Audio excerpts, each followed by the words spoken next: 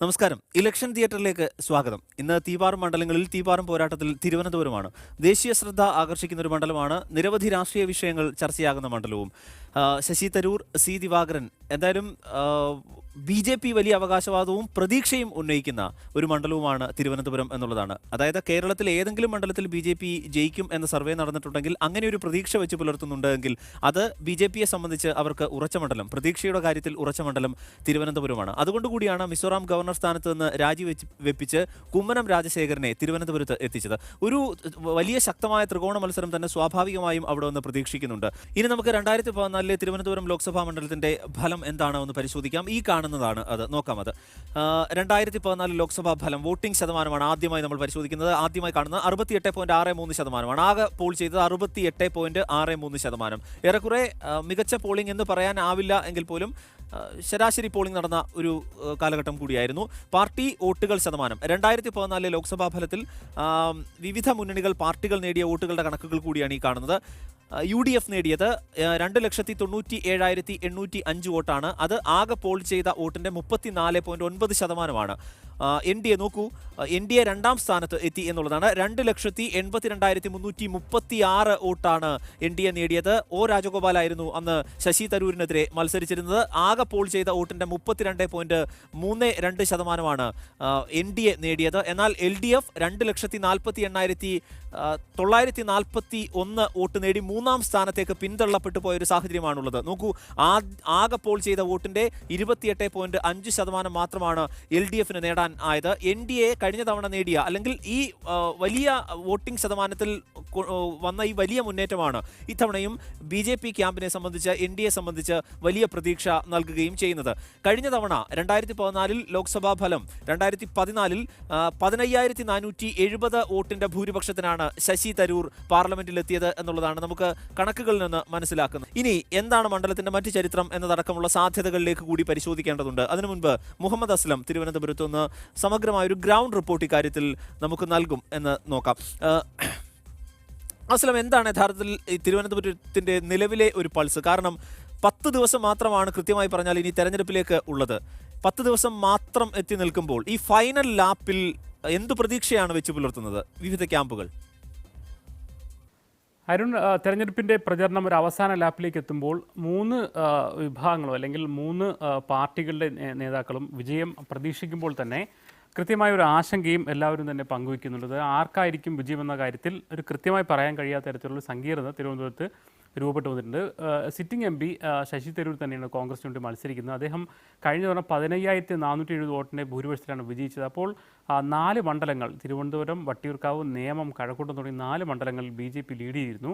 അതുകൊണ്ട് തന്നെ ഇത്തവണ അതിൽ കഴക്കൂട്ടം ഒരുപക്ഷെ LDF ലീഡിലേക്ക് പോകുമെന്ന് അവർ പ്രതീക്ഷിക്കുന്നു. തിരുവനന്തപുരവും UDFന് നേടാൻ കഴിയണമെന്ന് അവർ ആഗ്രഹിക്കുന്നുണ്ട്. അതോടൊപ്പം തന്നെ നേമവും വട്ടിയൂർക്കാവിലും BJPക്ക് അല്പം ലീഡ് ചെയ്താൽ പോലും തിരിച്ചു പിടിക്കാൻ കഴിയുമെന്നാണ് അവർ പ്രതീക്ഷിക്കുന്നത്. പ്രധാനമായും ദേശീയ തലത്തിലൊരു സാഹചര്യം അവർ ഗുണകരമാവുമെന്ന് പ്രതീക്ഷിക്കുന്നു. ഒരു BJP വിരുദ്ധ സർക്കാരിന് വേണ്ടി പൊതുവായ ഒരു കേരളത്തിലൊരു ട്രെൻഡുണ്ട്. അത് തരൂരിലേക്ക് വരും. തരൂർ ദേശീയ തലത്തിൽ തന്നെ പ്രസക്തനായ അല്ലെങ്കിൽ ശ്രദ്ധിക്കപ്പെടുന്ന ഒരു വ്യക്തിയാണ്. മറ്റൊന്ന് ശബരിമല വിഷയം തന്നെയാണ്. ശബരിമല വിഷയത്തിൽ BJPയേക്കാൾ ഇടതുപക്ഷ സർക്കാരിനേക്കാളും BJPയേക്കാളും ഒരു നല്ലൊരു നിലപാടെടുക്കാൻ UDFന് കഴിഞ്ഞിട്ടുണ്ട്. പാർലമെൻറ്റിൽ 2 തവണ ഈ വിഷയം ഉന്നയിച്ചൊരു വ്യക്തി എന്ന നിലയിൽ തരൂരിന് അതിൻ്റെ ഗുണം ലഭിക്കും എന്നാണ് അവർ പ്രതീക്ഷിക്കുന്നത്. ന്യൂനപക്ഷ വിഭാഗങ്ങൾ മതേതര സ്ഥാനാർത്ഥികൾ, വിജയസാധ്യതയുള്ള മതേതര സ്ഥാനാർത്ഥിക്കാണ് വോട്ട് കൊടുക്കുക. അതും തനിക്ക് അനുകൂലമാകും എന്നുള്ള പ്രതീക്ഷയാണ്. ആ അർത്ഥത്തിലുള്ള ഒരു കാൽക്കുലേഷനാണ്, കണക്കുകൂട്ടലാണ് തരൂർ ക്യാമ്പിനുള്ളത്. സി ദിവാകരൻ CPI കാരനാണെങ്കിൽ പോലും CPM ക്യാമ്പിന് പോലും അനുകൂലമുള്ള അല്ലെങ്കിൽ അഭിമതനായ ഒരു വ്യക്തിയാണ്. അതുകൊണ്ട് തന്നെ വളരെ നല്ലൊരു പ്രചരണ രംഗത്ത് അദ്ദേഹം കാഴ്ചവെക്കുന്നുണ്ട്. മാത്രമല്ല കരുനാഗപ്പള്ളി, നെടുമങ്ങാട് തുടങ്ങി 2 കോൺഗ്രസ് മണ്ഡലങ്ങൾ തിരിച്ചു പിടിച്ചുള്ള ഒരു കരുത്ത് അല്ലെങ്കിൽ ഒരു ഇലക്ഷൻ ഒരു രസതന്ത്രം, തെരഞ്ഞെടുപ്പിൻ്റെ രസതന്ത്രം അറിയുന്നൊരു വ്യക്തിയാണ് ദിവാകരൻ. അതുകൊണ്ട് തന്നെ അത് ഗുണകരമാകുമെന്നാണ് പ്രതീക്ഷിക്കുന്നത്. അവസാന ഘട്ടത്തിൽ മതേതര സ്ഥാനാർത്ഥിക്ക് അല്ലെങ്കിൽ വിജയസാധ്യതയുള്ള മതേതര സ്ഥാനാർത്ഥി എന്നതിൽ സി ദിവാകരൻ കടന്നു വരികയും അങ്ങനെ ന്യൂനപക്ഷങ്ങൾ വോട്ട് കൂടി അനുകൂലമാകും എന്നവർ പ്രതീക്ഷിക്കുന്നുണ്ട്. BJP ക്യാമ്പ് എന്തായാലും ഇത്തവണ വിജയം ഉറപ്പിച്ചൊരു മട്ടിൽ തന്നെയാണ് മുന്നോട്ട് പോകുന്നത്. കഴിഞ്ഞ തവണത്തെ 15,470 വോട്ടിൻ്റെ കുറവ് പ്രധാനമായി ഉണ്ടായ പാറശാല, നെയ്യാറ്റിൻകര, കോവളം മണ്ഡലങ്ങളിൽ അവർ ശ്രദ്ധ കേന്ദ്രീകരിക്കുന്നു. മാത്രമല്ല തീരദേശ മേഖലയിൽ ബൂത്തുകൾ കേന്ദ്രീകരിച്ചുള്ള പ്രത്യേക പ്രവർത്തനങ്ങളും അവർ നടത്തുന്നുണ്ട്. അതേസമയം ശബരിമല വിഷയത്തിൽ NSS ഉൾപ്പെടെയുള്ള നിലപാടുകൾ തങ്ങൾക്ക് അനുകൂലമാണോ എന്ന കാര്യത്തിൽ അവർക്കിപ്പോഴും ഒരു വ്യക്തത വന്നില്ല. ഒരു അനുകൂലമെന്ന് പറയുമ്പോൾ പോലും ഇക്കാര്യത്തിലൊരു ആത്മവിശ്വാസം അവർക്ക് വന്നിട്ടില്ല.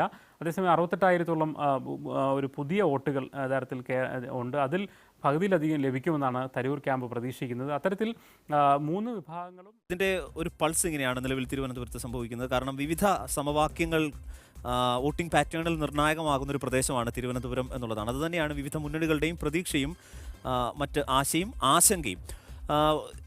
ഈ ക്യാമ്പുകൾ ഈ മണ്ഡലത്തിൽ പ്രത്യേകിച്ച് BJP, NDA, UDF എന്നതുകൂടി നമുക്ക് നോക്കാം ഇപ്പോൾ. അതിനു മുൻപ് 2016 നിയമസഭാ ഫലമാണ് ഈ കാണുന്നത്. നോക്കൂ, 2016 നിയമസഭാ ഫലത്തിൽ കഴക്കൂട്ടം, വട്ടിയൂർക്കാവ്, തിരുവനന്തപുരം, അതായത് 7 മണ്ഡലങ്ങളുള്ളതിൽ കൃത്യമായി 3 UDF-നും 3 LDF-നും 1 BJP-ക്കും എന്നുള്ളതാണ്. അത് നിയമമാണ്. O രാജഗോപാൽ സംസ്ഥാനത്ത് ആദ്യമായി BJP-യെ നിയമസഭയിലേക്ക് എത്തിച്ച മണ്ഡലം എന്ന നിലയിൽ കൂടെയാണ് അത് ശ്രദ്ധേയമാകുന്നത്. നോക്കൂ, മണ്ഡലം തിരിച്ചു നോക്കിയാൽ കഴക്കൂട്ടം 2014 7,609 വോട്ടാണ് അവർക്ക് നേടാനായത്. 2016 അത് 7,347 എന്ന നിലയിലേക്ക് കുറഞ്ഞു എന്നതാണ് കാണേണ്ടത്. വട്ടിയൂർക്കാവിൽ 5,110 വോട്ടാണ് 2014 NDA ലീഡ് ചെയ്തത്. NDAയുടെ ആകെ നേടിയ വോട്ടുകൾ എന്നത് നമുക്ക് കാണാം. 2016 അത് 7,622 UDF-നെ സംബന്ധിച്ചുണ്ടായിട്ടുള്ളത്. നോക്കൂ, 2014 NDA തിരുവനന്തപുരത്ത് 1,808 വോട്ട്, പ്രത്യേകിച്ച് തിരുവനന്തപുരം സെൻട്രൽ ഈസ്റ്റ് പ്രദേശങ്ങളിലൊക്കെ അവരുടെ ശക്തി കേന്ദ്രങ്ങളായാണ് അവർ കണക്കാക്കുന്നത്. NDA നേടിയിട്ടുള്ളത് 1,808 വോട്ടാണ്. 2016 UDF നോക്കൂ, 10,905 വോട്ട് എന്ന ലീഡ് നിലയിലേക്ക് അവർ എത്തി. നിയമമാണ് ആദ്യമായി സംസ്ഥാന ചരിത്രത്തിൽ നേരത്തെ സൂചിപ്പിച്ച പോലെ BJP കാൻഡിഡേറ്റിനെ, NDA കാൻഡിഡേറ്റിനെ നിയമസഭയിൽ എത്തിച്ചത്. നേമത്ത് അവർക്ക് 2014 നേടാനായത് 8,209 വോട്ടിൻ്റെ ലീഡാണ്, ഭൂരിപക്ഷമാണ് എന്നത് നമുക്ക് കാണാൻ സാധിക്കും. 2016 അത് 8,671 എന്ന നിലയിലേക്ക് വരികയും അത് വലിയ തരത്തിൽ BJP-യെ സഹായിക്കുകയും ചെയ്തൊരു പ്രദേശം എന്ന നിലയിൽ കൂടെ അതിനെ പരിഗണിക്കാം. ഇനി പാറശാല, കോവളം, നെയ്യാറ്റിൻകര അടക്കമുള്ള കോസ്റ്റൽ മേഖലകൾ കൂടി ഉൾപ്പെടുന്ന ഒരു പ്രദേശമാണ്. ഈ പ്രദേശങ്ങളാണ് ഒരർത്ഥത്തിൽ വലിയ തരത്തിൽ ശശി തരൂരിനെ പിന്തുണച്ചിട്ടുള്ളത് എന്ന് നമുക്ക് മനസ്സിലാക്കാൻ സാധിക്കും. മത്സ്യത്തൊഴിലാളികളടക്കം മറ്റു പിന്നാക്ക വിഭാഗങ്ങൾ, നാടാർ സമുദായങ്ങളടക്കമുള്ള ഒരു പ്രദേശമാണ് ഈ മേഖലകൾ എന്നതുകൂടി നമുക്ക് പരിശോധിക്കാം. നോക്കൂ, പാറശാലയിൽ 2014 UDF 2,407 വോട്ടാണ്. അത് 2016 LDF-നെ സംബന്ധിച്ച് 18,566 എന്ന വലിയ ലീഡിലേക്ക്, വലിയ മാർജിനിലേക്ക് LDF-ന് അനുഗുണമായി എന്നുള്ളതാണ്. കോവളത്തെ സംബന്ധിച്ച് 289 UDF-നെ. അത് 2016 2,615 എന്ന നിലയിൽ കുറഞ്ഞു. ആ ലീഡ് നില അല്ലെങ്കിൽ ആകെ പോൾ ചെയ്ത വോട്ടിലുള്ള കുറവുകൾ കൂടി ശ്രദ്ധിക്കുക, ശതമാനം ശ്രദ്ധിക്കുക എന്നുള്ളതാണ്. നെയ്യാറ്റിൻകര അത് 2014 UDF 8,203 വോട്ടാണ്.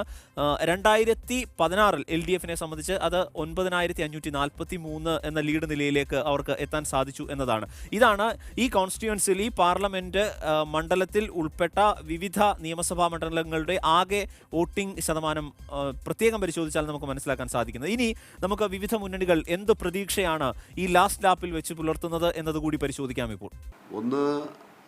ഇപ്പോൾ നിലവിലുള്ള ദേശീയ രാഷ്ട്രീയ സാഹചര്യങ്ങൾ, ദേശീയ തലത്തിലൊരു ജനാധിപത്യ മതേതര ഗവൺമെൻറ് അധികാരത്തിൽ വരണമെന്ന് ഇന്ത്യയിലെ ജനങ്ങൾ ആഗ്രഹിക്കുക. മോഡിയുടെ ഗവൺമെൻറ് 5 വർഷക്കാലം രാജ്യം ഭരിച്ച കാലഘട്ടത്തിൽ ഈ രാജ്യത്ത് നമ്മൾ ഉയർത്തിപ്പിടിക്കേണ്ടുന്ന ഉന്നതമായ മൂല്യങ്ങൾ, ജനാധിപത്യത്തെയും മതേതരത്വത്തെയും തകർത്തെറിയുന്ന നടപടിക്രമങ്ങൾ, ജനങ്ങളോട് പറഞ്ഞ വാഗ്ദാനങ്ങൾ മുഴുവൻ ലംഘിക്കപ്പെട്ട ഒരു ഗവൺമെൻറ്റാണ്. പാവപ്പെട്ടവരെ മറന്ന ഗവൺമെൻറ്റാണ്, കർഷകരെ മറന്ന ഗവൺമെൻറ്റാണ്, രാജ്യത്തെ സമ്പന്ന വർഗത്തിന് വേണ്ടി മാത്രം പ്രവർത്തിച്ചൊരു ഗവൺമെൻറ്റാണ്. സാധാരണക്കാരായ ആളുകൾ എങ്ങനെ ആ ഗവൺമെൻറ് വോട്ട് ചെയ്യും? അതുപോലെ തന്നെ സംസ്ഥാന രാഷ്ട്രീയത്തിൻ്റെ പശ്ചാത്തലം വിശകലനം ചെയ്താൽ ഈ ഗവൺമെൻറ്റിനെതിരായി വോട്ട് ചെയ്യുന്നതിന് ജനങ്ങൾ കാത്തിരിക്കുകയാണ്. പിണറായി വിജയൻ സർക്കാർ നേരത്തെ അപകീർത്തിപ്പെടുത്തുന്നതിന് വേണ്ടിയുള്ള പരിശ്രമങ്ങൾ നടന്നു. അതുപോലെ തന്നെ പാർട്ടിക്കകത്ത് പ്രവർത്തന രാഹിത്യമാണ് എന്ന് പറഞ്ഞുള്ളൊരു പ്രചരണം അഴിച്ചു വിടുകയാണ്. ഇത് BJP-ക്കാർക്ക് ആകപ്പാടെ കിട്ടാനുള്ളൊരു സീറ്റ് ഇതാണ് എന്നുള്ളത് അവർ വിചാരിച്ചിട്ട് അവർക്ക് യഥാർത്ഥത്തിൽ തരൂർ ജയിക്കും എന്നുള്ള ബോധ്യം വന്നതുകൊണ്ട് ഇനി എങ്ങനെ ഇതിനെ പരാജയപ്പെടുത്താമെന്നുള്ള കാര്യങ്ങളെക്കുറിച്ച് ആലോചിക്കാൻ തിരുവനന്തപുരത്ത് നടക്കില്ല. ശ്രീ കുമ്മനം രാജശേഖരൻ്റെ സ്ഥാനാർത്ഥിത്വം, അദ്ദേഹം വന്നാൽ ജയിക്കും എന്നുള്ള ഒരു സാഹചര്യം തിരുവനന്തപുരത്ത് നേരത്തെ തന്നെ ഉണ്ടായി. നമ്മുടെ വിഴിഞ്ഞം തുറമുഖം, കഴക്കൂട്ടംകാരോട് ദേശീയപാത, മെഡിക്കൽ കോളേജ്, പത്മനാഭസ്വാമി ക്ഷേത്രത്തിന് വേണ്ടിയുള്ള ധനസഹായം, ശിവഗിരി സർക്യൂട്ട്, അയ്യങ്കാളി സ്മാരകം, അതോടൊപ്പം തന്നെ നേമം റെയിൽവേ സ്റ്റേഷൻ, ഇങ്ങനെ നിരവധി പദ്ധതികളിലൂടെ 6300 കോടിയിലേറെ രൂപയുടെ വികസനം തിരുവനന്തപുരത്ത് വന്നു. എല്ലാത്തിലുപരി ശശി തരൂർ എന്ന വമ്പൻ പരാജയം, കഴിഞ്ഞ 10 വർഷത്തെ ശശി തരൂരിൻ്റെ പ്രവർത്തന പരാജയം, അത് തിരുവനന്തപുരത്ത് ഇന്നേ വരെ ഇല്ലാത്ത വിധം ഒരു MP-യുടെ പ്രവർത്തന പരാജയം വളരെ ഗൗരവത്തിൽ ചർച്ച ചെയ്യപ്പെടുന്ന ഒരു തെരഞ്ഞെടുപ്പാണ്. സി ദിവാകരൻ്റെ സ്ഥാനാർത്ഥിത്വത്തിന് അനുകൂലം LDF സംഘടന തന്നെയാണ് ഒന്നാമത്. രണ്ടാമത്തെ കാര്യം, ഈ കേരളത്തിലെ ഗവൺമെൻറ്റിൻ്റെ ജനക്ഷേമ പ്രവർത്തനങ്ങൾ ജനങ്ങൾ ഒരിക്കലും മറക്കില്ല. ഈ പാർലമെൻറ്റ് മണ്ഡലത്തിൻ്റെ ഓരോ അസംബ്ലി മണ്ഡലം എടുത്താലും 40,000-ൽ കുറയാത്ത വിവിധങ്ങളായിട്ടുള്ള സാമൂഹ്യക്ഷേമ പെൻഷൻ വാങ്ങുന്ന പാവപ്പെട്ട ആളുകളുണ്ട്. സാമൂഹ്യ സുരക്ഷാ പദ്ധതികൾ, അതുപോലെ പരമ്പരാഗത തൊഴിൽ മേഖലയിലെ തൊഴിലാളികളുടെ ജീവിത വിഷയങ്ങൾ, ഇതെല്ലാം തന്നെ ഈ തലസ്ഥാനത്തെ ജനങ്ങൾ ഇടതുപക്ഷത്തോടൊപ്പമാണെന്ന് തെളിയുന്നതാണ് നമുക്ക് കാണാൻ കഴിയുന്നത്. ആ BJP മുതലാക്കുന്നത് നന്നായി നമ്മുടെ ഈ നഗരത്തിലെയും ഈ പാർലമെൻറ്റ് മണ്ഡലത്തിലെയും വോട്ടർമാർ മനസ്സിലാക്കുന്നുണ്ട്.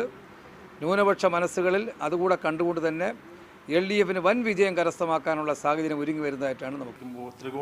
ശക്തമായ ത്രികോണ മത്സരം നടക്കുന്ന പ്രധാനപ്പെട്ട ഒരു സ്ഥലം തന്നെയാണ് തിരുവനന്തപുരം. കാരണം 3 മുന്നണികളും ഇഞ്ചോടിഞ്ച് വാശിയേറിയ പോരാട്ടമാണ് ഈ തിരുവനന്തപുരം മണ്ഡലത്തിൽ കാഴ്ചവെക്കുന്നത്. വിശ്വാസികളുടെ വോട്ട് തങ്ങൾക്ക് സ്വന്തമാക്കാൻ, ക്ഷേത്രങ്ങൾ പിടിച്ചെടുക്കാനുള്ള ശ്രമം നടക്കുന്നതായുള്ള ഒരു പ്രചാരണ രീതിയിലേക്ക് കൂടി ഇപ്പോൾ അവസാന ഘട്ടത്തിൽ BJP നീങ്ങുകയാണ്.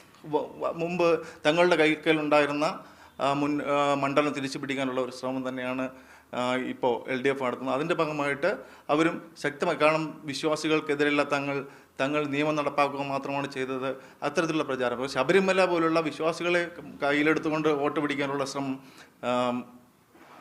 UDFും BJPയും നടത്തുമ്പോൾ അതിനെ പ്രതിരോധിക്കാനുള്ള പ്രവർത്തനങ്ങളുമായിട്ടാണ് LDF നടക്കുന്നത്. തിരുവനന്തപുരം മണ്ഡലം നിലനിർത്തിയാൽ തങ്ങൾക്ക് നേടാൻ കഴിഞ്ഞാൽ മറ്റു മണ്ഡലങ്ങളിലും തങ്ങൾക്ക് മികച്ച വിജയം നേടാൻ കഴിയുമെന്ന് മുന്നണികൾ പ്രതീക്ഷിക്കുന്നുണ്ട്.